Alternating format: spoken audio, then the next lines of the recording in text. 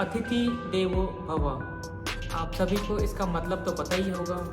अगर नहीं पता तो मैं इसका मतलब बताने वाला हूँ। और ये वीडियो मैं एक इंडियन और एक ट्रैवलर होने के नाते बना रहा हूँ। मैं इस वीडियो पर इंडियन और एक ट्रैवलर वर्ड्स का इस्तेमाल क्यों कर रहा, इसके पीछे भी कारण है, तो इस वीडियो के एंड तक बने रहें। कुछ दिन पहले मैंने एक इंसिडेंट यूट्यूब में देखा और मुझे काफ़ी बुरा लगा।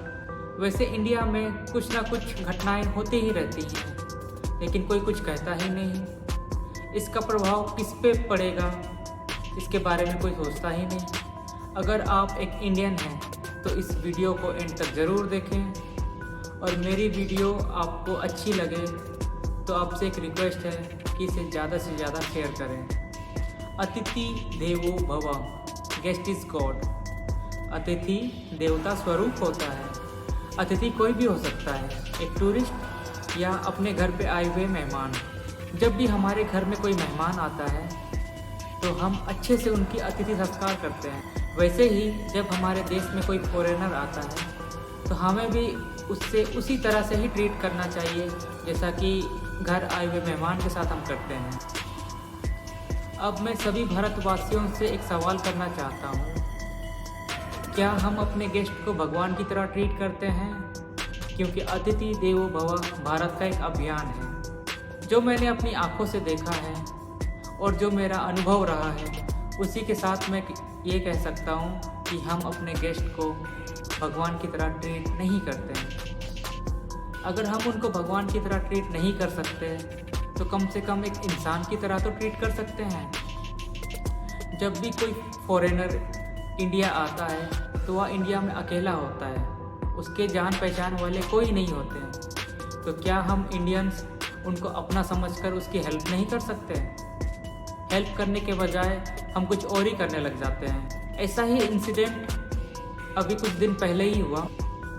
एक कोरियन महिला मुंबई में लाइव ब्लॉगिंग कर रही थी। तभी दो लड़के आ करके उस महिला से बदतमीजी करने लगे, गंदी गंदी हरकतें करने लगे।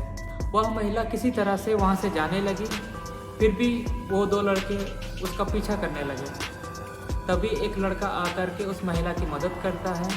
बाद में मुंबई पुलिस ने उन दो लड़कों को अरेस्ट कर लिया। उन दोनों लड़कों ने अपना नाम और अपने पेरेंट्स का नाम तो ख़राब किया ही, साथ ही साथ उन्होंने पूरे देश का नाम भी ख़राब किया।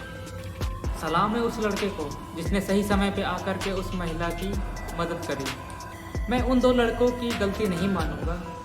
गलती है तो उनके परवरिश की और उनके संस्कार की। हमारी जो भारतीय संस्कृति और संस्कार है वो पूरी दुनिया में प्रसिद्ध है, लेकिन इस तरह के संस्कार से पूरी दुनिया थू थू करेगी इंडिया पर। एक इंडियन होने के नाते आपसे एक रिक्वेस्ट कर रहा हूँ, ऐसा काम आप बिल्कुल भी ना करें जिससे हमारे देश का नाम खराब हो। आपकी एक छोटी सी गलती पूरे देश का नाम नीचा कर सकती है, खासकर जब आप दूसरे देश में होते हैं। अगर कोई फॉरेनर हमारे देश में आता है, वो फॉरेनर अपने देश लौट करके इंडिया की तारीफ़ करेगा या बुराई करेगा, ये हम इंडियंस के ऊपर डिपेंड करता है कि हम उनके साथ किस तरह से बिहेव कर रहे हैं। और जैसा कि मैंने बताया, मैं एक ट्रैवलर भी हूँ। जब भी मुझे मौका मिलता मैं ट्रैवल करता देश विदेश की।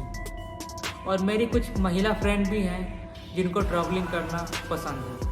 अगर हम किसी फॉरेनर के साथ मिसबिहेव करते हैं तो इससे हमारे देश की छवि खराब तो होगी ही। और जब हम इंडियंस उनके देश कभी ट्रैवलिंग के लिए जाएंगे तो आपको क्या लगता है वो हमारे साथ किस तरह से बिहेव करेंगे? उस कोरियन महिला का ही एग्जांपल ले लेते हैं। उस महिला के साथ कुछ लड़कों ने बदतमीजी करी। अगर हमें कभी मौका मिलता है कोरिया जाने के लिए और इस इंसिडेंट के बाद आपको क्या लगता है कि वहाँ के लोग हमें किस तरह से ट्रीट करेंगे? हालांकि हमने कुछ किया नहीं, गलती उन दो लड़कों की है, मगर उन दो लड़कों की वजह से पूरे भारतवासियों का नाम खराब हुआ है। तो आप समझ सकते हैं, दो लड़कों की वजह से पूरे भारतवर्ष के नागरिकों को परेशानी झेलनी पड़ सकती है। हमारे देश की महिला हिम्मत जुटा करके अकेले देश विदेश की यात्रा करने लगे हैं। अगर इस तरह की घटना की वजह से उनके साथ कुछ हो जाता है तो इसके लिए जिम्मेदार कौन होगा?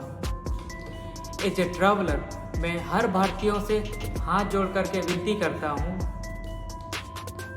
फॉरेनर्स कोई भगवान नहीं होते हैं, लेकिन इंसान ज़रूर होते हैं। आप उनको इंसानियत, अपनापन, दोस्ताना मिजाज दिखाइए, वो कभी भी आपको निराश नहीं करेंगे। फॉरेनर्स इंडिया किसी को परेशान करने नहीं आते हैं, वो तो बस इंडिया की ब्यूटी, कल्चर, क्यूजिन, रिलीजन और फेस्टिवल्स आदि चीज़ों को देखने, सीखने और इन्जॉय करने के लिए आते हैं।